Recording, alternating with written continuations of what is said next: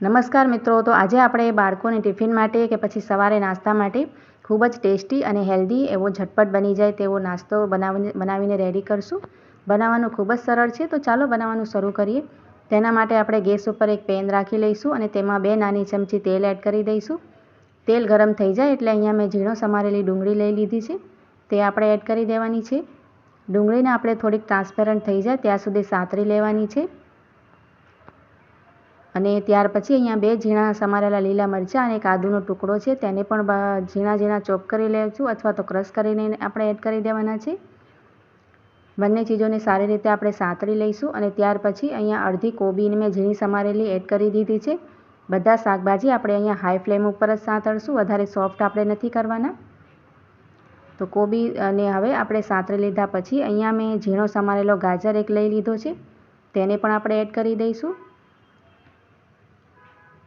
ગાજરને પણ સારી રીતે આપણે બધી શાકભાજી સાથે સાતરી લઈશું. ત્યારબાદ આપણે અહીંયા સ્વાદ પ્રમાણે એટલે કે અડધી ચમચી જેટલું મીઠું એડ કરી દઈશું. તેમાં મીઠાને પણ સારી રીતે મિક્સ કરી લઈશું. અને ત્યાર પછી અહીંયા મેં એક કેપ્સિકમનો અડધો ટુકડો ઝીણો સમારેલો એડ કરી દીધો છે. તમે અહીંયા તમારી ચોઈસના બીજા કોઈ શાકભાજી પણ એડ કરી શકો છો. શાકભાજીથી આ નાસ્તો ખૂબ જ ટેસ્ટી અને હેલ્ધી બને છે બાળકો માટે. ત્યાર પછી આપણે 5 ચમચી જેટલી અહીંયા ઓરેગેનો નાખી દીધી છે અને અડધી ચમચી ચીલી ફ્લેક્સ એડ કરી દઈશું. અડધી ચમચી કાળા મરીનો પાવડર એડ કરી દઈશું.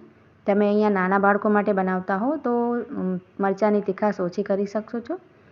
બધી ચીજોને સારી રીતે મિક્સ કરી લેવાની છે.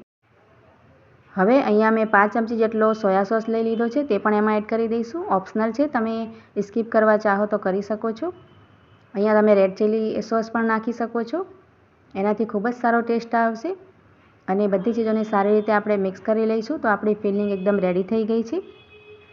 હવે આપણે અહીંયા ગેસની ફ્લેમ ઓફ કરી દેવાની છે. ફિલિંગને નીચે ઉતારી લઈશું અને ઠંડી કરી લઈશું.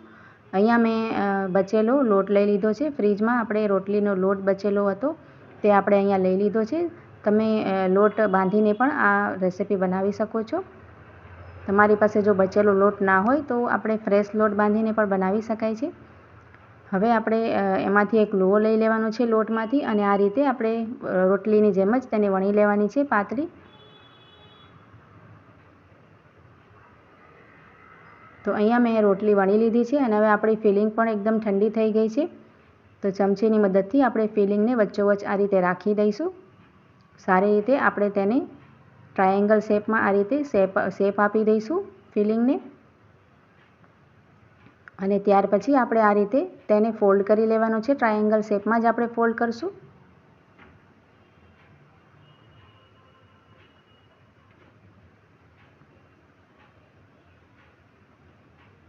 તો અહીંયા મેં તેને ટ્રાયેંગલ શેપમાં સારી રીતે આ રીતે ફોલ્ડ કરીને રેડી કરી લીધો છે.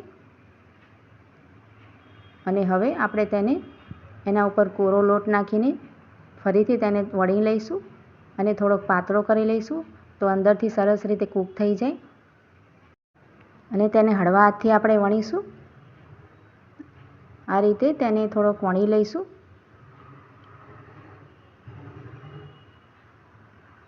તો આપણો અહીંયા ટ્રાયેંગલ પરેઠો બનીને બિલકુલ રેડી થઈ ગયો છે. ખૂબ જ ટેસ્ટી અને એકદમ ચટપટો પરેઠો બનીને રેડી થાય છે અને બાળકોને ખૂબ જ ભાવે છે. તેને આપણે પ્લેટમાં લઈ લઈશું અને હવે આપણે બીજી રીતે એટલે કે સ્ક્વેર આપણે બનાવીને રેડી કરી લઈશું. તો આપણે પહેલાંની જેમ જ આ રીતે આપણે પાતળી રોટલી વણીને રેડી કરી લેવાની છે અને ફિલિંગ આપણે આ રીતે રાખી દેવાની છે વચ્ચોવચ્ચ. હવે આપણે તેને સ્ક્વેર શેપમાં રાખીશું ફિલિંગને. અને ત્યાર પછી અહીંયા તેને ટેસ્ટી બનાવવા માટે મેં ચીઝ લઈ લીધો છે. ચીઝનો ક્યુબ આવે છે ને, તે આપણે લઈ લેવાનો છે અને તેને આપણે ગ્રેટ કરી દઈશું. તેનાથી બાળકોને આ બહુ જ પસંદ આવે છે ચીઝવાળો પરેઠો. તો તમે આ રીતે બાળકોને લંચ બોક્સમાં ઇઝીલી બનાવીને આપી શકો છો. આ રીતે આપણે ચીઝ સારી રીતે સ્પ્રેડ કરી દેવાનો છે અને તેને આપણે સ્ક્વેર શેપમાં ફોલ્ડ કરી લઈશું.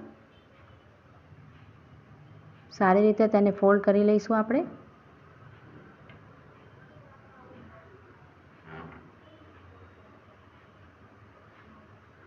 અને ત્યાર પછી તેની ઉપર કોરો લોટ નાખીને તેને પણ આપણે સરસ રીતે વણી લેવાનો છે.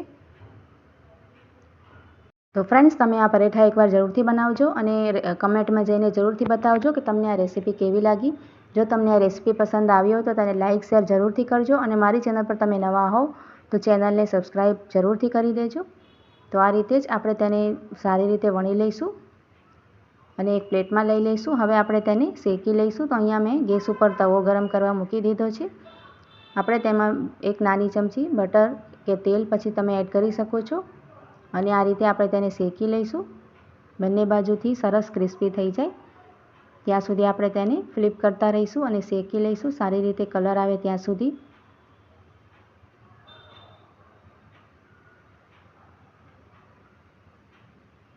તો આ હેલ્ધી પરેઠો તમે એકવાર જરૂરથી ટ્રાય કરજો. ચોક્કસ તમને ખૂબ જ પસંદ આવશે. આપણે સવારે નાસ્તા માટે પણ ઝટપટ આ રીતે બનાવીને રેડી કરી શકાય છે. ફિલિંગ આપણે રાત્રે જ બનાવીને રાખી દઈશું તો ફટાફટ સવારે રેડી થઈ જાય છે અને બાળકોને પણ આ ચીઝવાળો પરેઠો ખૂબ જ પસંદ આવે છે. તો તમે એકવાર જરૂરથી ટ્રાય કરજો. તો અહીંયા આપણે સરસ કલર આવી ગયો છે. આ જ રીતે મેં અહીંયા બધા પરેઠાને શેકીને રેડી કરી લીધા છે. ખૂબ જ ટેસ્ટી અને એકદમ ક્રિસ્પી ઉપરથી બનીને રેડી થાય છે. તમે જોઈ શકો છો એકદમ સારી એની લુકિંગ આવી છે. આ રીતે આપણે તેને કટ કરીને બાળકોને આપી શકાય છે લંચ બોક્સમાં.